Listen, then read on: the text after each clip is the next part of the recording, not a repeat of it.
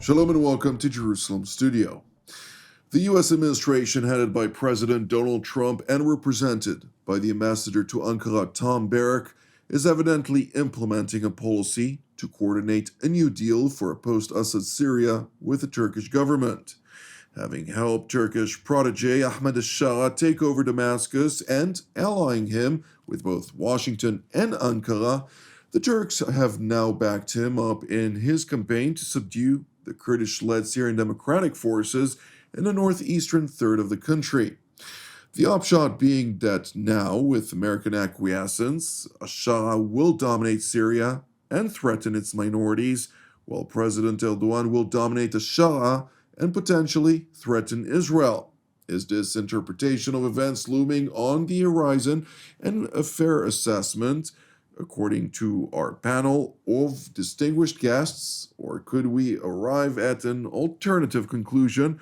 Joining us for the analysis include Brigadier General in Reserve Dr. Amnon Sofrin, formerly the Chief of the Intelligence Directorate at the Mossad Intelligence Agency, as well as a Senior Officer at the IDF Intelligence Directorate. It's great to have you with us, General.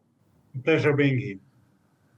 Also joining us is retired Brigadier General Mark Kimmett, formerly a U.S. Assistant Secretary of State for Political Military Affairs, as well as a senior officer at the U.S. Central Command. It's great having you with us as well, General. Thank you, Jonathan. And last but certainly not least, our TV7 editor-at-large, Mr. Amir Oren. Amir, the situation remains very fluid. Things may change in the next several minutes, but nonetheless, let's try and establish some type of framework to move ahead with our discussion. Jonathan, it gives me great pain to say it, but you were probably right when you predicted throughout the last year, now 13 months, since a-Shara Giuliani took over in Damascus, that this could happen. Both the Turkish support evidenced as we saw, and the fate of the Kurds, the SDF. And you know, it's a few months now and 50 years since the betrayal of the Kurds in the Shatt al-Arab agreement between the Shah and Saddam Hussein, both of them long gone, with the acquiescence of the Ford administration. And here we are again, when it fits the purpose of bigger powers than the local forces, the indigenous Kurds.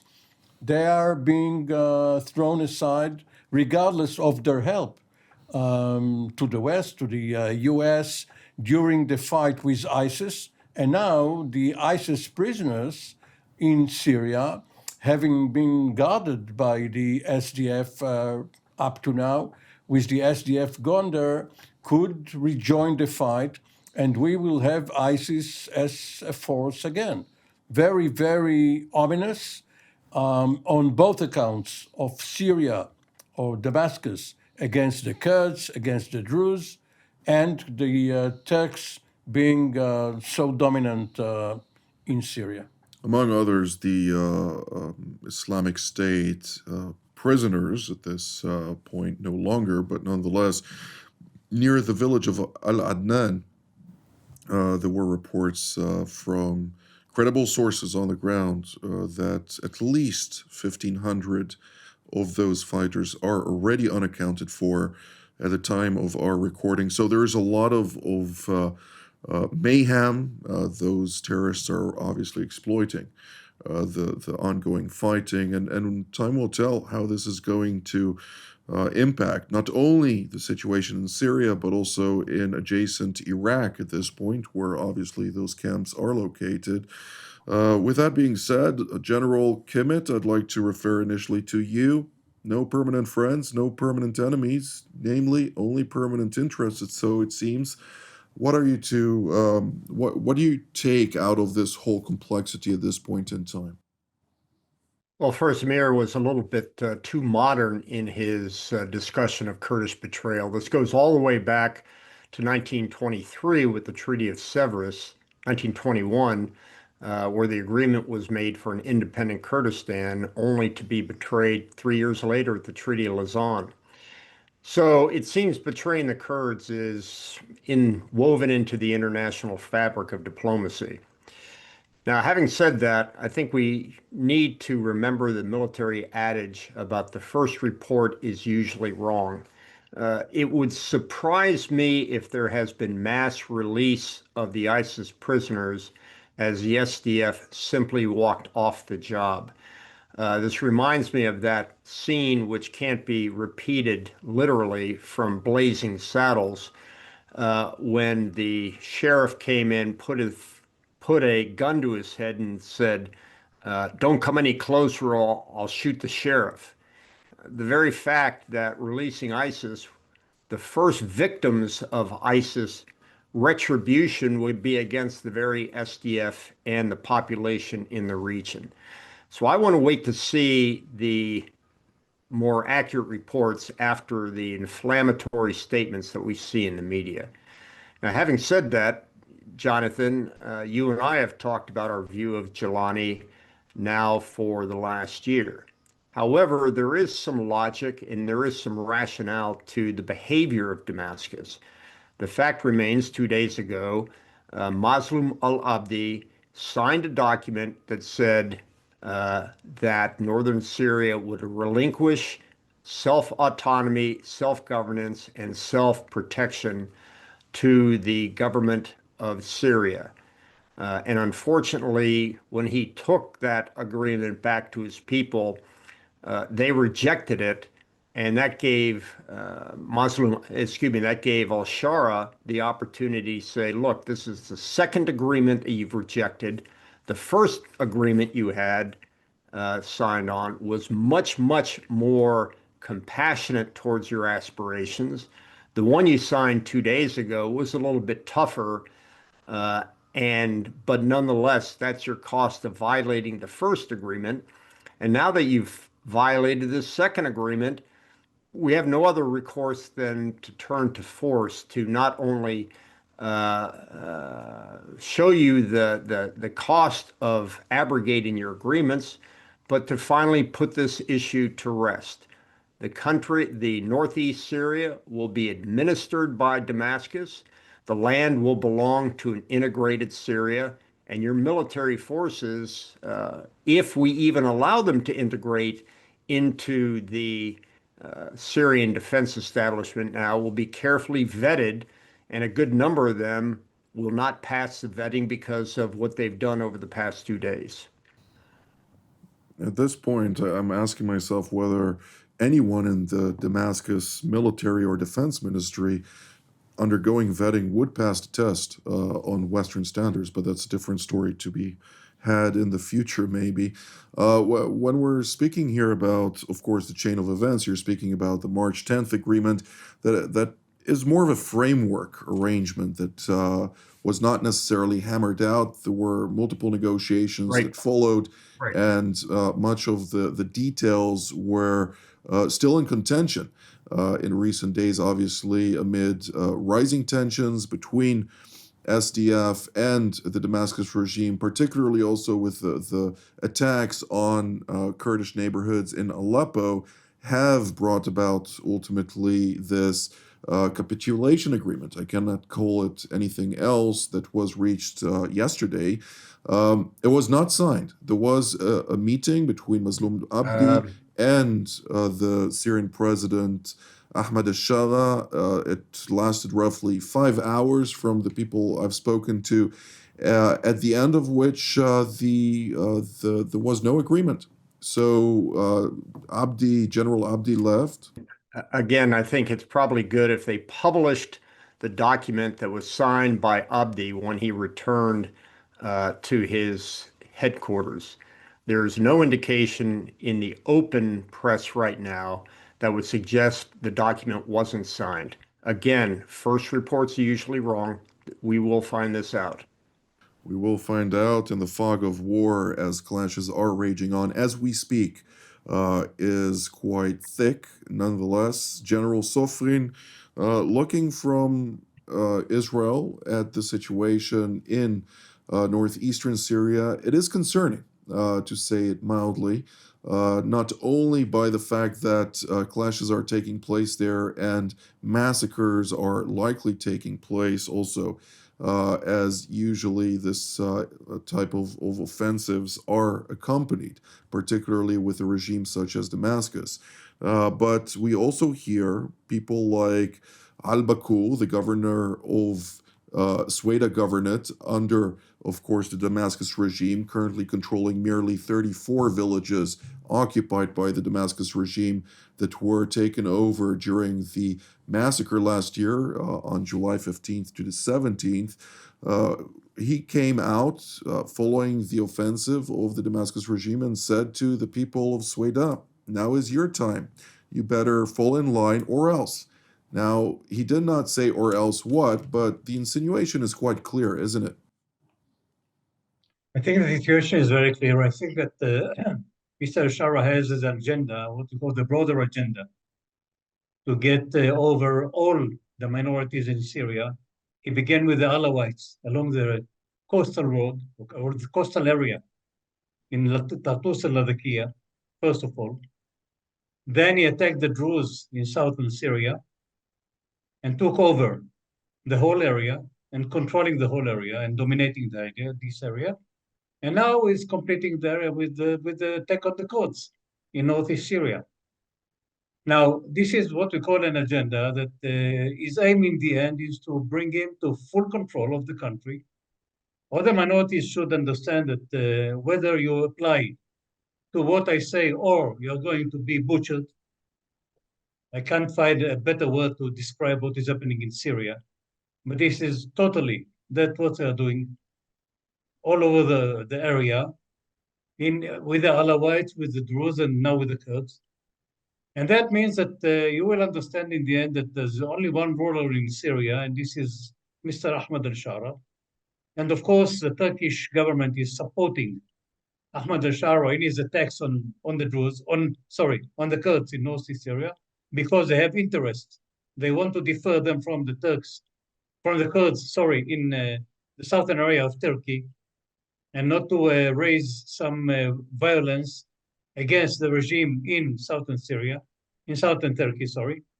And that means that this is what we call merging the interests of both countries, of both rulers, actually. Erdogan on one hand and Ahmad al-Shara on the second hand. And of course, this gives a very great leverage to the Turkish government on Ahmad al-Shara, because I assisted you and I am going to rearm you and give you weapon systems and assist you in building your armed forces. And that means that you will be obliged to me forever. And of course, I will take advantage on the economical side as well. I will send my companies to begin restructuring Syria. And that means that a lot of money is going to get into Turkey as well. And this is a win-win situation for Mr. Erdogan. A win-win situation. Now let's play for a moment a devil's advocate, Mr. Oren. The Damascus regime has secured gains. It took over Damascus on December 8th of 2020. The fact that Turkey and the British intelligence agencies were behind it, grooming those HDS figures and ultimately handing them the reins of control is to their advantage, and they are in a position of power, saying, look, we are in our framework of leadership, devout Islamists, with a strong background, as President Trump keeps mentioning, Ahmad al-Shara. And, minorities need to fall in line. They need to fall into Sharia law. They better align themselves with the jizya and whatever. And ultimately, if not, there are going to be consequences, as Dr. Sofrin just mentioned. And within that line, the United States and Europe, as we saw the messages of Emmanuel Macron and others, the president of France and others, coming out and saying, we are aligned with the United States on this, a centralized government of Ahmad al-Shara. Why are the minorities, complaining?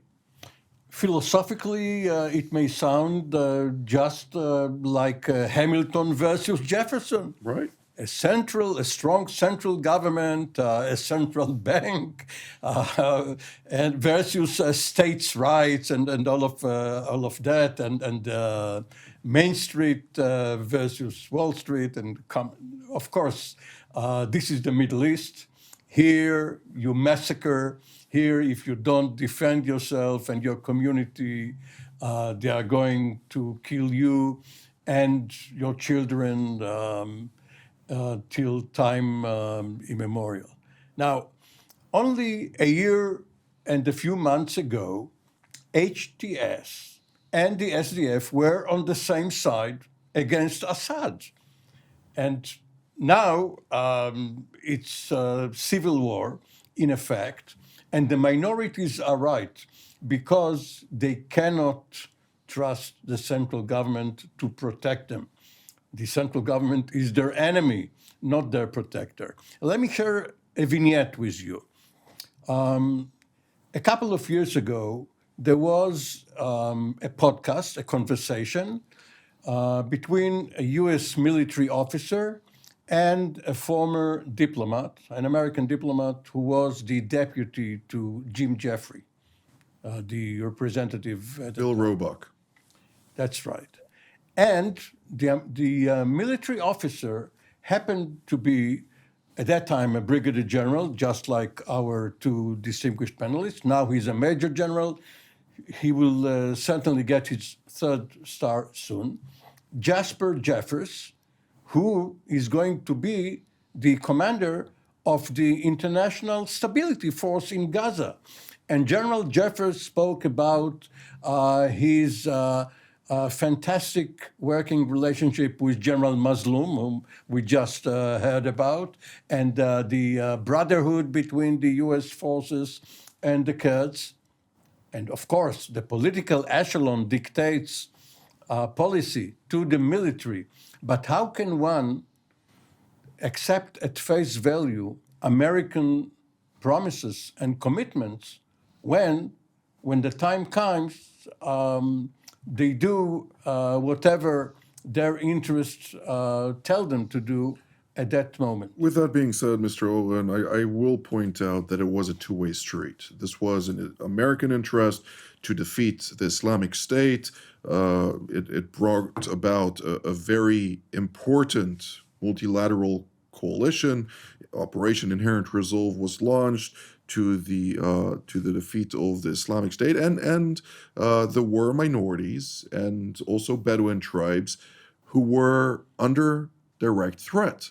And those tribes and minorities, including the Kurds, which may be referred to as a minority, but there are roughly 35 million Kurds throughout the region. They accepted America's support to fight the enemies that they were fighting anyways. So again, it's a two-way street. And of course, you cannot only blame America in this context, because as we keep saying, when it comes to geostrategic thinking, it's about overlapping interests. Wasn't it also the oil in Raqqa and Deir Azur provinces? Causality.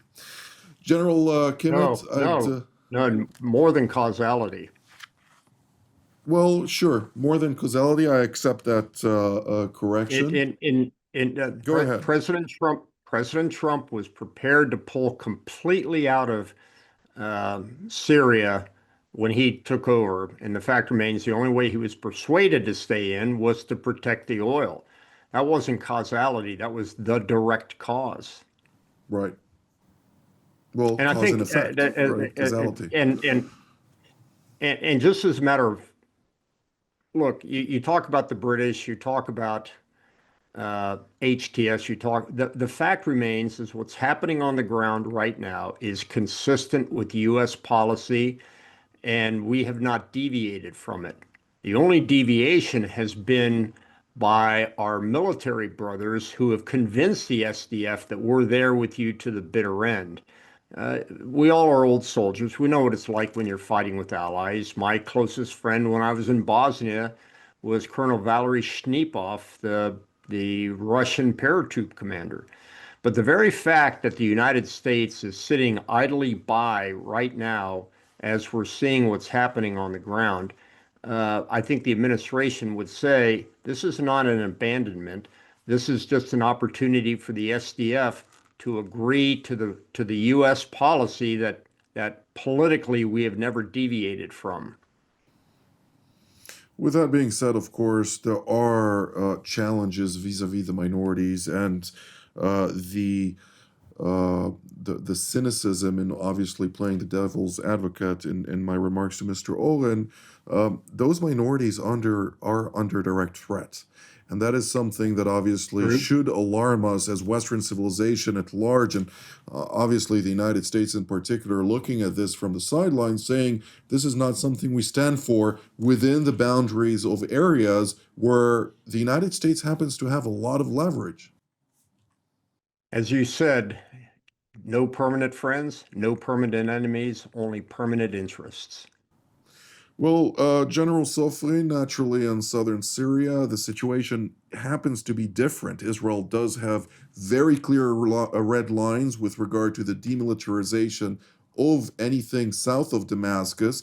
We won't go into the broader aspects of Israel's red lines, but also the protection of the Druze. If Damascus does choose to pursue adventurism against the Druze once more, the consequences will be devastating to this new emerging regime. Of course it is, because Israel is obliged to assist the Druze in southern Syria. And you know that during the fighting that took over about 6 months ago, Israel interfered and assisted the Druze in southern Syria with what we call medical supply and other things as well. And Israel will not stand by and let or allow the Syrian regime to get over one more time and to attack the Druze and to begin butchering them one more time. And Israel will certainly interfere because, first of all, because we are obliged to assist them. Second, because we have Druze living in Israel. And of course, we have to serve the interests of their brothers not being killed and butchered by this regime. And Israel will certainly interfere. And this can lead to what we call a direct clash between the IDF and between the Syrian forces that will try to attack the Druze, if and when it happens. On the second hand, if the Turks are going to interfere, maybe for the first time in history, we are going to see a direct clash between Israel armed forces and Turkish armed forces on the Syrian ground soil. Well, I do believe that if there is one overlapping interest between Turkey and Israel today, is that neither country wants to engage in a direct conflict with one another, something that obviously will have a significant impact here. And the Turks know. I doubt that Turkey would back Damascus, or Damascus itself would launch such a devastating attack against the Kurds if Israel would have been a guarantor to the Kurds. No, against the Kurds. If Israel were a guarantor to the Kurds in the same fashion that it is to the Druze, it would have looked very differently. Obviously, that is not something that Israel could offer the Kurds, and there is a very complex scenario here in Syria. Now, we're drawing near to the end of the program, and we have less than 1 minute for each of you to close today's analysis. General Kimmett, we'll start with you. Well, first of all, I hope Israel looks forward to supporting the independent breakaway Republic of Jerusalem for years to come, just another Abkhazia. Now, with regards to the entire political situation on the ground, I think Amir said it right. This is the classic argument that the United States have. Are we the United States, or are we the United States? Are we 50 today? Are we 50 independent republics, or are we one United States? So the United States made the choice. We don't want to see a failed state like Bosnia-Herzegovina inside of Syria. And certainly we would not like to see the repression of the minorities inside of Syria. But candidly, if we are going to give Syria the opportunity to be a federated unitary government. As we've seen in so many other countries over the years, there will have to be a readjustment of the population. Indeed. General Sofin? I think that we should be concerned about something else, which is related to the Kurds in northeast Syria. These are the Kurds in southern Turkey. There are rumors that the people from Turkey crossed the border to assist their brothers in northeast Syria. And if they're going to keep on butchering them, maybe some other will join. You know that there are Kurds in Iraq and in Iran as well, and they may join and try to assist their brothers fighting in northern Syria. And this will lead to what we call a border clashes on this area. Tensions are very high, Mr. Oren. Well, there was a conversation on the phone between President Trump and a-Shara. We don't know the contents, but we do remember that only a few days earlier, there was a security meeting between Israeli and Syrian officials. And there is a deconflicting mechanism between Israel and Turkey, similar to the Israeli-Russian mechanism. So hopefully, cooler heads will prevail. You're talking about the meeting in Paris, I assume. Yes, but it wasn't the first one. Yeah.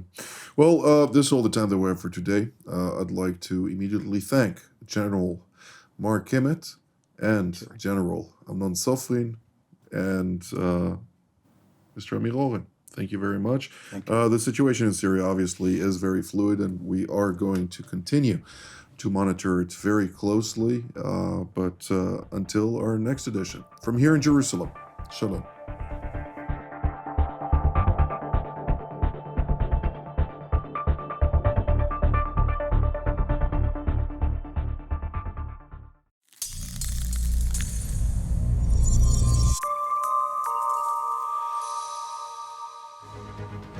Shalom, I'm Danny Ayalon, former Israeli ambassador to the United States, former deputy foreign minister and member of Knesset. Today, I'm very privileged to be hosting TV7's Middle East Review and also being a panelist of the various shows of TV7, which I find the most enlightening, most educating if you really want to understand the world, the global scene as well as the regional scene of the Middle East. It is worthwhile to watch TV7.